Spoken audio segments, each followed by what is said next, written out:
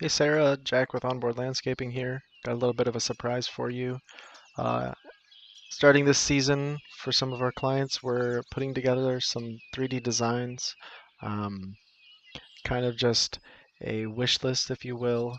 I know in our initial walkthrough there was a bunch of projects you wanted to do, and I think this is a great way to visualize it. If you ever want to get any of those projects done, you can kind of just, you can always open up this file and make any alterations, any minor changes. If you want to put in a swimming pool in the back, you can do that too. So there's a bunch of cool stuff in here. So we'll take it slow and we'll start with this first one. This first garden bed, I think to get things started, it would be good to redo all the edging. If you use something like these square, linear edges, stone edges around all the garden beds, I think that would be cool. Wouldn't be too difficult because you can just rip out the old stuff, put down a new base. You've already got the outline going. And I really do like the contours, so I don't think it would be necessary to make any major alterations. So starting with this first garden bed, got the boxwoods. Those are getting a little bit old and unkempt. Also, the ground cover kind of creeping into the boxwoods doesn't work too well because you have to trim that, and it's difficult to make that like pretty long term. So I think it'd be good to take out the ground cover, take out the boxwoods, and then put these northern drop seeds in.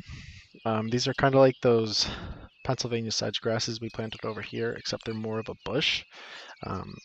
They kind of blow in the wind, so you've got that really nice clean mulch. The northern drop seeds blowing in the wind, a very inviting front two garden beds. If you clean those up a little bit. Then we've got this garden bed that we made adjustments to last season with the blue-eyed grasses, the painted ferns. You've got these existing lilies, the drop seed, or the sedum arrangement we did around these rocks. Bottle brush grasses. You've got this viburnum on this side, the hydrangea. You've got these existing irises. We put in two astilbes here. Originally in the design that we installed, we had hellebore, but with the I think they were out of season for one, and with the Japanese maple providing half sun, half shade, we decided to go with these red astilbes instead. Nothing really changed on the outside over here.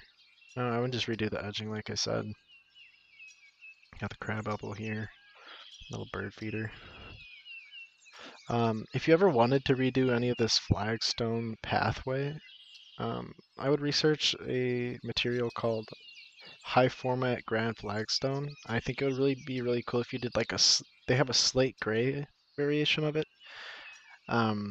I think that would be cool because if you redid this stone pathway, ripped everything out, put down a nice landscape fabric, and made this all slate gray decorative stone, and then high format slate gray grand flagstone through here, I think that would be really cool. In this garden bed, you still got some open.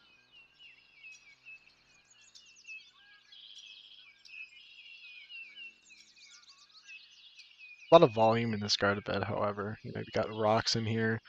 You've got the blue spruce bush here. You've got the blue spruce weeping tree. You've got the American yew. So there's a lot of big stuff in here. So I don't think it's necessary to fill this in too much to kind of keep things fresh and clean. I think that's something that we really tried to approach with this design was just, taking out all the old stuff and putting in something that would, kind of lighten it up a lot. It's a big design too. It would be quite the project if you were to try to do everything. But like I said, it's more of just a wish list. So going into the back over here, like I said, you could redo this area. That would be a project. Got the arborvitaes over here.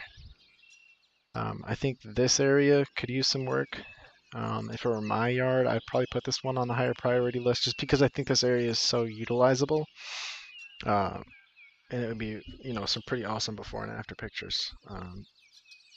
So instead of having this garden bed on this side, I just minimize to this singular garden bed here with some Japanese painted ferns. And then there's some patio. There's a lot of patio square footage in this area right here. I think if you deleted that end of the patio here and just made a skinnier walkway to the fence gate over here, you could make room for a shaded perennial garden here. I think you would have to take out one smaller bush, but I think that would give it um, less of a cluttered feeling back here if you put in this cool shaded garden bed. These are called Midnight Lady Light Ligularias. Really cool, unique shaded perennial. You got some coral bells in here. You've got some astilbes and a white hellebore. That's it for back here. And then moving into the back, this is where things get a little bit crazy. This garden bed, not too much going on. These two hydrangeas here are actually existing. These three stone crops are existing. These two flowers are existing. So you've got a nice backdrop leading to the only thing that we wouldn't have to transplant is this oak leaf hydrangea. We'd have to plop one of those in, but otherwise everything in here would be transplantable. And then here is where we made some pretty major adjustments. I think there's a tree here, a garden bed here, and something else over here or something. But I think what I would do personally, I remember in our initial walkthrough, you took me through here and you said you wanted to maybe do privacy or some kind of recreational area. This is the best design I could really come up with. I would recommend taking out that brick walkway here, just because if you're doing brick walkway and a brick patio, it wouldn't be the most gorgeous transition. As you can see, I had the little driveway skirt. So I initially tried to use it, but I couldn't really think of a way to make that transition really nice. So then I would just put in a patio back here, and then a garden bed with some new borders here, new border here, leading into this border over here. And then the cool thing about this garden bed over here is all it would really need is clean up. Like I said, this is a lot of stuff. But if I were to take everything on, if it were my property, this is probably how I would do it. You've got this. I don't think this is a flowering lilac in this corner. I know you've got a 9-bark over here, a holly. You've got like some viburnum bushes, some taller stuff. I think those are all the way up in the power lines. If you really took a good trimming, you could probably get this area looking. I mean, obviously this isn't the most realistic thing, but you could get this looking very well kept. You could preserve these if you detailed everything out of here, pre-emergent sprayed it, mulched it, trimmed everything down. You could definitely do some cool stuff with here. And then got the patio here.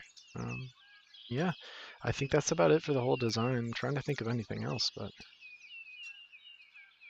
so yeah, now you've got a whole project